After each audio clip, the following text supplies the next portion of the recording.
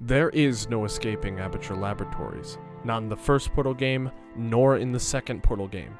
In each game, just as we think we've escaped, we get pulled in at the last second, and even at the end of Portal 2, I'm about to tell you why we get pulled back inside the facility, but not for the reasons you may think.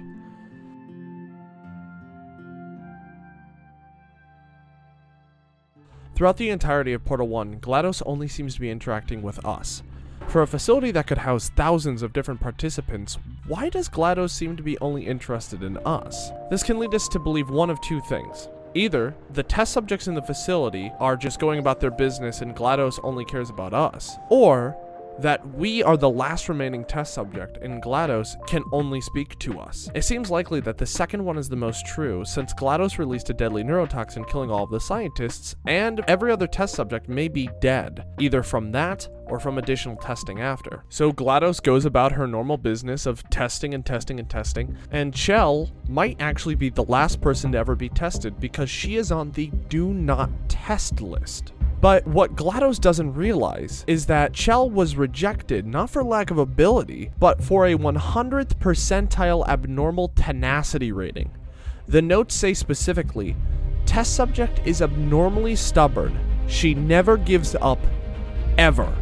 So after waking up her final test subject, GLaDOS is unexpectedly releasing the most dangerous person in the building besides herself. And it's through this tenacity that Chell goes on to be the undoing of GLaDOS and destroys her. Unfortunately, GLaDOS is just as stubborn and has backup systems across the entire facility. Using one of the cores we can see here in the Lab Rat comic, GLaDOS pulls Chell back in with her, and it's Ratman, one of the former scientists at Aperture, the one who's been scribbling on the walls, that actually directs power to Chell's chamber to make sure that she could live indefinitely or until something or someone comes along to wake her up. And it is this where we awaken in Portal 2, thanks to Wheatley. We are now an indefinite amount of time in the future, far enough as to where everything is dilapidated, but of course, GLaDOS is still alive and well.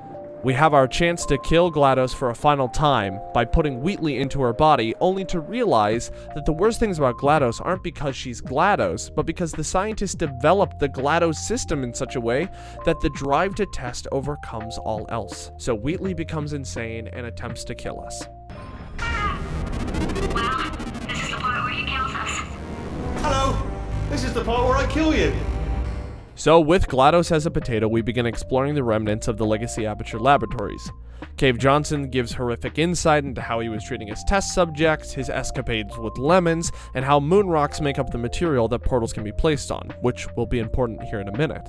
During the time that Chell and GLaDOS spend together, we learn that GLaDOS is actually infused with the mind of Carolyn, Cave Johnson's former assistant and love interest. Having GLaDOS detached from her normal body actually lets us see a more human side of her, which is probably very close to how Carolyn was. After getting through the Legacy Aperture chambers and returning to the surface with a determination to defeat Wheatley, Chell and GLaDOS become tighter than ever, celebrating their victory and finally overthrowing Wheatley after a quick trip to the moon.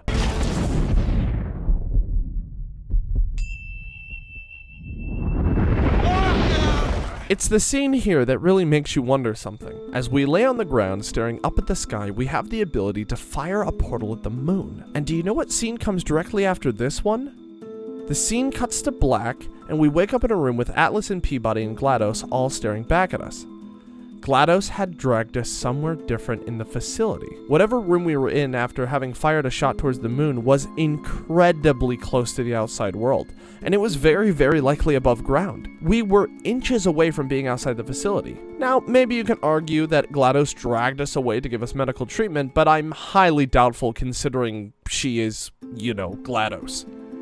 So here we are, in this random room, potentially anywhere in the facility, and we begin climbing up the elevator while beautiful music plays, and we get a great send-off for the end of the game.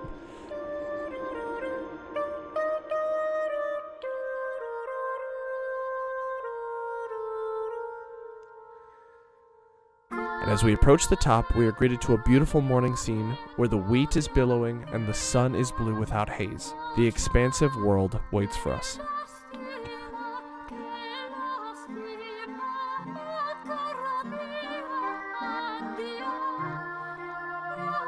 We hear a shudder and a shake as our companion cube, charred from our own incineration, pops up to join us. I think the beauty of this moment takes us away from the shocking reality of what just happened. GLaDOS literally says that we are her best friend and that saving our life gave her a surge of emotion. You know, being Carolyn taught me a valuable lesson. I thought you were my greatest enemy, when all along you were my best friend. The surge of emotion that shot through me when I saved your life taught me an even more valuable lesson, where Carolyn lives in my brain. Carolyn, delete. Goodbye, Carolyn. Which leads her to delete Carolyn, which was the whole reason she thought that we were her best friend and gave her any emotion. So now, GLaDOS is without any human conscience or emotion, and you're telling me she's about to let her best and only remaining human test subject go? Not a chance! As we look at the blue skies, we are one Gabe Newell chuckle away from having LCD panels fall from around the corners of the world and realizing that we are just inside another test chamber. But let's go a step further. Let's say that GLaDOS actually just let us go. We're free. If there's one thing we know about Chell, it's that she is abnormally stubborn, and she never gives up. GLaDOS doesn't just get a free card to go on torturing and testing. Chell's gonna turn around and run right back down there to finish the job. If GLaDOS really does want us gone, then Chell's gonna make sure that she can never get rid of us. No matter which way you slice it, there is no escaping Aperture Laboratories for Chell or GLaDOS. This is the cycle that they will exist in for the rest of their lives until one of them is dead. And I guess now, we wait to see how that story may or may not end.